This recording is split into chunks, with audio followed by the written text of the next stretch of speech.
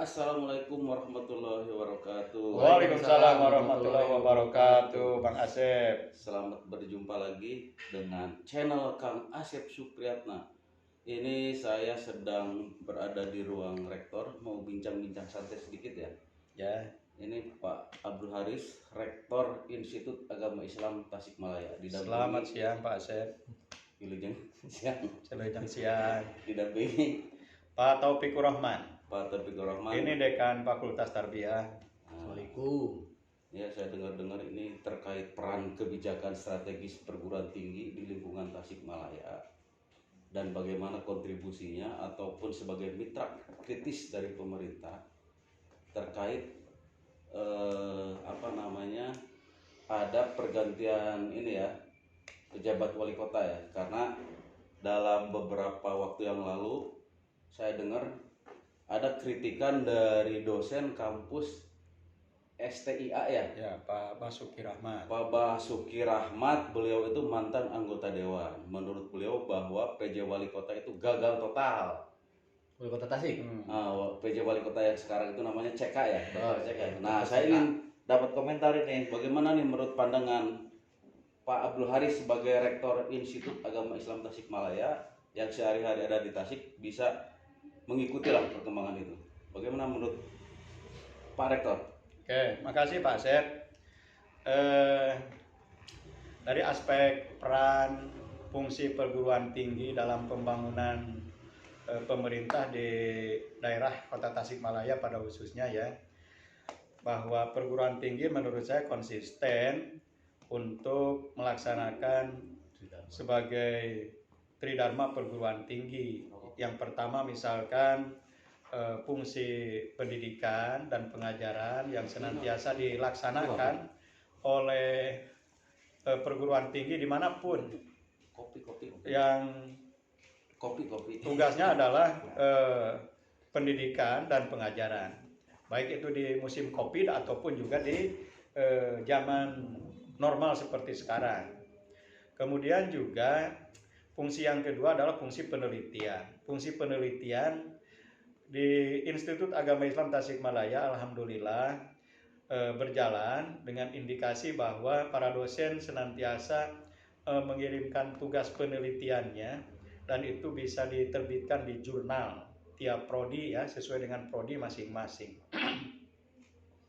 Kemudian juga dari aspek dharma pengabdian bahwa dosen-dosen di Institut Agama Islam Tasikmalaya memiliki peran yang bervariasi, yang berbeda-beda. Ada yang pengabdian langsung di kampus, mengadakan penelitian, mengadakan pelatihan, ataupun juga langsung pengabdian di masyarakat ya, partisipasi para dosen di masyarakat, baik itu misalkan di kelurahan ataupun juga di pemerintahan Kota Tasikmalaya, keterlibatan memberikan masukan baik secara tertulis maupun juga secara lisan ataupun juga melalui khutbah-khutbah misalkan di masjid-masjid. Demo juga ada ya? Demo juga misalkan dari para mahasiswa, nah itu biasanya. Tapi kalau dosen demonya sudah beda tempatnya. Demonya di mimbar ataupun demonya di tulisan, demonya di bisa turun juga di artikel-artikel. Itu salah satu bentuk demonstrasi dari para dosen.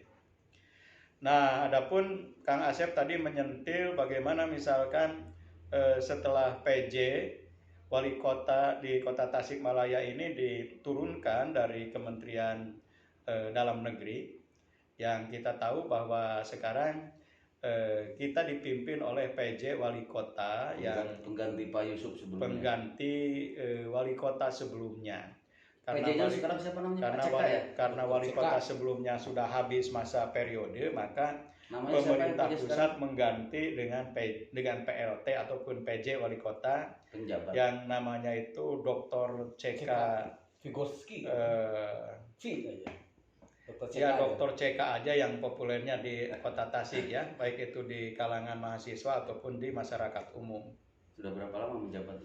Sekarang mungkin dari bulan udah ada sekitar 1 tahun kurang lebih ya. Ya menjelang 1 tahun. Menjelang 1 tahun lah. Dulu September. sekarang kan udah 2023, yang nanti 2024 ada pemilihan kepala daerah baru lagi. September Ya, Oktober. beliau sudah selesai melaksanakan tugasnya kalau sudah terpilih wali kota dan wakil wali kota yang baru. Adapun apakah misalkan PJ wali kota sekarang itu sukses ataupun misalkan gagal, nah kita perlu mengevaluasi, perlu melihat dari aspek fungsi dan peran sebagai PJ wali kota ya, Pak Opik, Pak Asep, Secara objektif. secara objektif, secara maksimal. Karena yang namanya pemerintahan kota ini sudah berjalan seperti perahu yang sudah berlayar, kemudian juga nahodanya itu meninggal dunia, ataupun juga nahodanya itu apalah, misalkan ada Lampu urusan hitam yang satu. tidak bisa ditinggalkan, sehingga perlu ada nahoda baru. Nah, nahoda baru ini diturunkan dari helikopter dari atas, langsung tiba-tiba langsung duduk, ini ditugaskan untuk menahodoi perahu yang sedang berjalan di tengah lautan. Bisa jadi kalau nahodanya itu sudah profesional, nahodanya itu sudah apa istilahnya itu sudah biasa mengganti-ganti kepala daerah, mengganti nahoda, maka dia akan terbiasa dengan penggantian. Tapi kalau misalkan si nahoda ini hanya punya dasar-dasar bagaimana cara menahodai perahu, kemudian juga baru menahodai, maka dia pun juga perlu belajar cukup waktu ya, belajar cukup apalagi cukup banyak masukan dari teman-teman dari semua pihak, sehingga ketika beliau turun jadi PJ wali kota ini memang harus meminta banyak masukan dari berbagai segi, baik itu masukan dari pemerintahan yang sedang berjalan, dari kepala-kepala dinas, dari anggota dewan, ataupun juga dari pimpinan partai politik, dari pimpinan perguruan tinggi, ataupun juga misalkan dari para pimpinan pondok pesantren atau tokoh-tokoh masyarakat yang ada di kota Tasikmalaya. Baru itu pun juga baru masukan, baru bisa direnungkan oleh Pak PJ Wali Kota, apa sih memang problematikanya yang ada di kota Tasikmalaya. Yang bisa jadi pembangunan di kota Tasikmalaya ini memang sudah bermasalah sebelumnya. Misalkan ada masalah, ada banyak pembangunan yang belum selesai ya. Misalkan waktu di akhir kepemimpinan wali kota Pak Muhammad Yusuf membangun pedestarian Cihideng gitu ya, Hajet, misalkan dari Masjid Agung sampai ke masuk ke Cihideng misalkan. Dan jalan baru JB. Kemudian juga jalan baru Lingkar Utara ya, Lanud misalkan, yang sekarang baru selesai. Kemudian juga bahkan sebelumnya sudah banyak kayak taman-taman kota ya, Masjid Agung di depannya jadi taman kota, di depan pendopo jadi taman juga, taman untuk bermain. Di Dadaha di sebelah sana ada taman untuk Taman Nawacita. Banyaklah gitu. Bahkan misalkan sebelumnya ada jalan Mangin misalkan ya, Mangkubumi ini ya. Jadi menurut Kang Haris belum gagal berarti. Bahkan Dadaha juga di sini Pak Asep kan sekarang sedang dibangun ya. Itu asalnya lapang luas, lapang yang diperuntukkan untuk konser misalkan begitu ya, untuk upacara besar misalkan, untuk peringatan hari besar, kemudian juga untuk pertandingan katakanlah, ataupun olahraga misalkan dipakai setiap hari Sabtu Minggu oleh masyarakat. Selain yang di bundaran lapang olahraga, juga ada lapang yang bisa dipakai, diakses oleh masyarakat dari tingkat yang paling tidak punya sampai masyarakat yang paling punya. Bahkan istilahnya sering dipakai bajar juga, bajar Ramadan, ataupun juga misalkan pasar mingguan, kemudian juga pasar Konjengkangnya yang di sebelah dekat KMPI ya. Kalau di lapang ini itu betul-betul lapang yang bisa dipakai untuk banyak pihak. Nah sekarang itu dibangun juga pakai taman kelihatannya. Ketika dipakai taman, di mana ruang publik masyarakat untuk mengadakan acara-acara yang sifatnya itu besar gitu ya. Kalau dulu misalkan kampanye aja bisa di sana.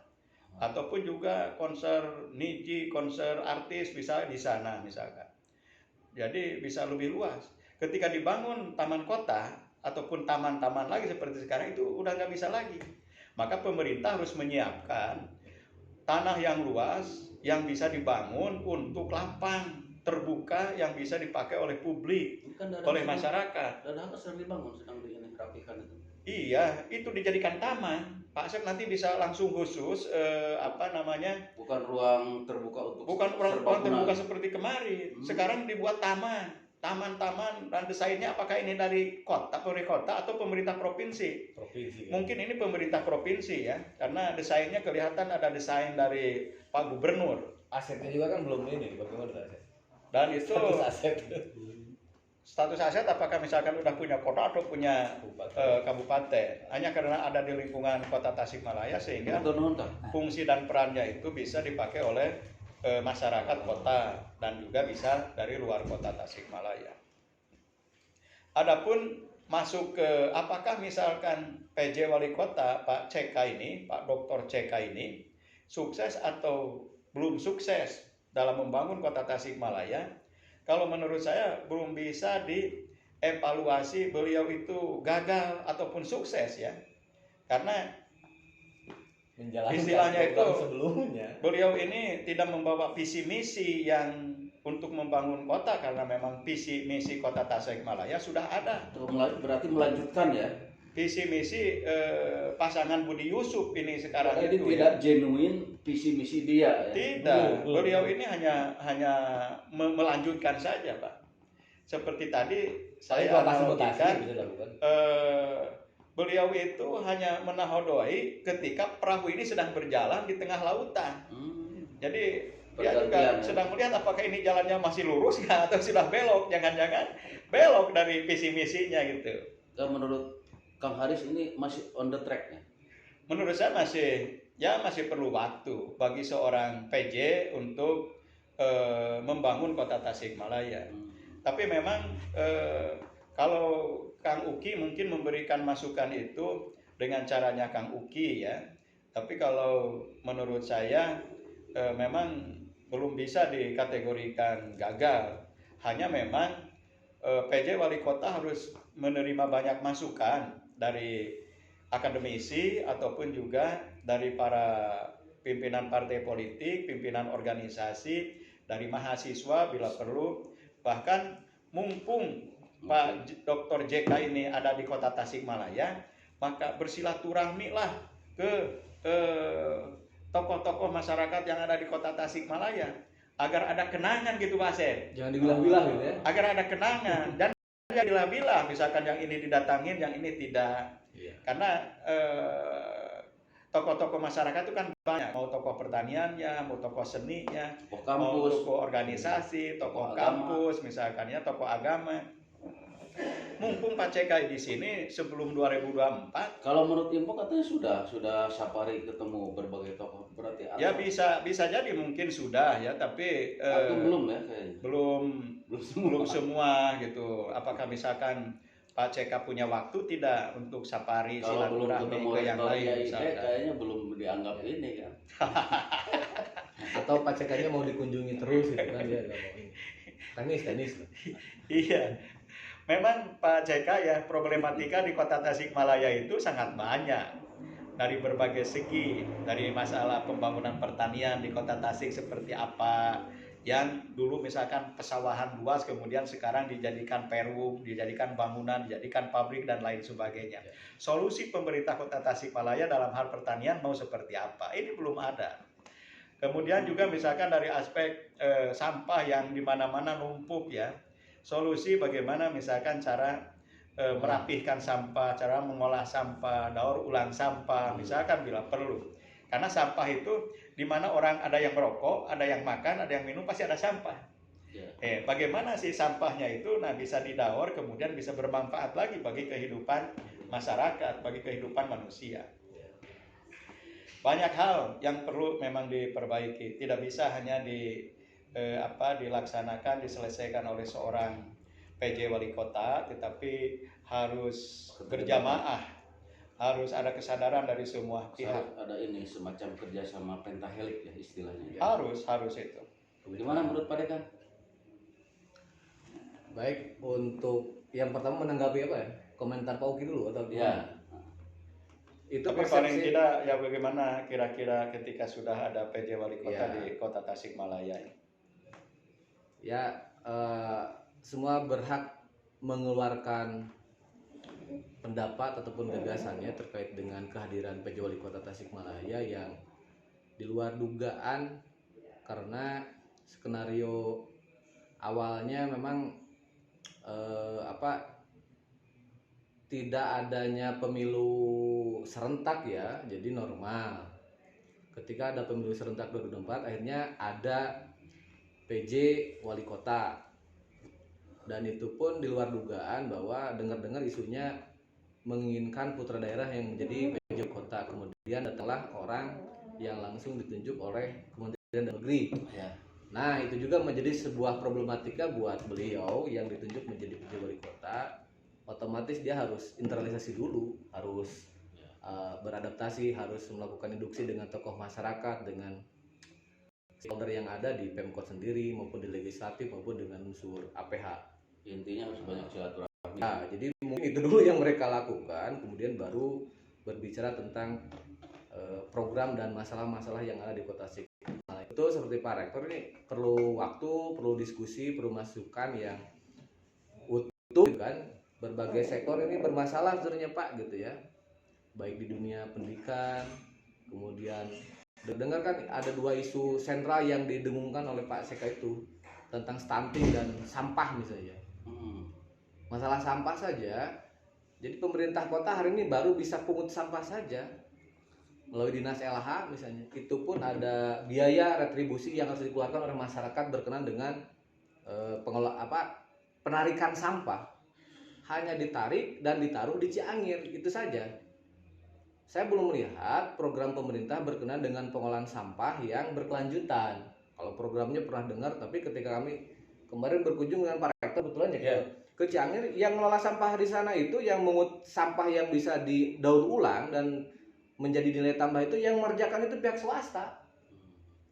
Masyarakat setempat gitu kan. Kalau masyarakat ini sudah sadar, ini kerja-kerja pemerintah, dinas sendiri ataupun pemerintah sendiri, konkretnya seperti apa untuk pengolahan sampah itu. Jangan hanya pungut dan simpan saja, ini diolah gitu ya. Kan ada istilah buanglah sampah pada temannya, pada tempatnya. Hanya buang saja kan gitu. Padahal saya akan berangkat dari rumah misalkan jarak sampai ke sini itu kira-kira 5 km. Itu aja nggak tersedia. Misalkan saya mau buang sampah dari rumah itu membawa, mudah-mudahan ada tempat sampah, susah itu nyari tempat sampahnya itu. Ya, itu juga perlu dievaluasi banyak lah dari maksudnya tempat sampah sementara gitu sebelum ke pembuangan akhir. Itu belum ada. Iya, kalau dikaji misalnya di pasar saja, misalnya pasar induk Cikurubuk, berapa sih volume sampah harian itu harusnya di berapa kubik ke berapa juta kubik itu sampah itu. Kemudian apakah sudah tersedia sarananya, idealnya seperti apa, diangkut berapa jam sekali dan lain sebagainya. Teknis jangan sampai menumpuk lah. Begitupun di beberapa daerah ini jangan hanya sebatas wacananya, bagus itu dilaksanakan, kira-kira berapa, seperti apa programnya, biayanya seperti apa, partisipasinya seperti apa lah untuk dan bahkan itu Pak Opik bahwa problematika yang banyak itu, baik itu sampah, stunting ataupun juga misalkan tata kota, itu kan bukan direncanakan oleh PJ Wali Kota ya. Iya, tapi justru itu direncanakan oleh pimpinan Kota Tasikmalaya sebelum PJ. Ya. Ada Wali Kota, bahkan Wali Kota Pak Muhammad Yusuf, bahkan sebelumnya ada Pak Haji Budi Budiman, termasuk juga misalkan para kepala dinas sebagai pelaksana. Iya. Pelaksana dari kebijakan visi misi. Dari program dari beberapa wali kota sebelumnya. Nah, itulah kelemahan kalau menjadi PJ. Hanya sebatas fungsi administratif saja sekarang mah nanda tangan gitu kan. Tapi kalau berharap banyak itu susah, perlu waktu. Mungkin sekarang beberes organisasi dulu, administrasi. Kalau berbicara tentang program harus mulai proses perencanaan dan lain sebagainya gitu. Kan tidak adil kita kalau menyalahkan PJ. Oh, nggak bisa. Kalau memang tertantang misalnya Pak PJ ingin membuktikan, maju saja di 2024 saran saya itu. Mundur dari PNS-nya, nyalon di wali kota Tasikmalaya bahwa dia mampu membuktikan membawa Kota Tasik maju dan sejahtera. Dan sudah ada di polling itu. Oh, di Polling sudah ada ya, kita coba aja. Udah 6%. Kalau memang serius ya untuk kemajuan Kota Tasik ya, why not gitu ya. Betul Kak Asep ya? Oh gitu. Iya. Ya, selamat berjuang Paling Pak gitu. PJ Wali Kota. Semoga Jangan nanggung Pak lah. Anda lebih bermanfaat untuk Amin. masyarakat Kota Tasikmalaya. Amin, amin. Jadi, Kami menunggu gerakan-gerakan Bapak dan kami siap membantu Bapak. jadi pesan spesifiknya apa? Aspirasi. Pesan khususnya sih ya Karena tadi kan belum bisa berharap banyak karena dia meneruskan yang sebelumnya.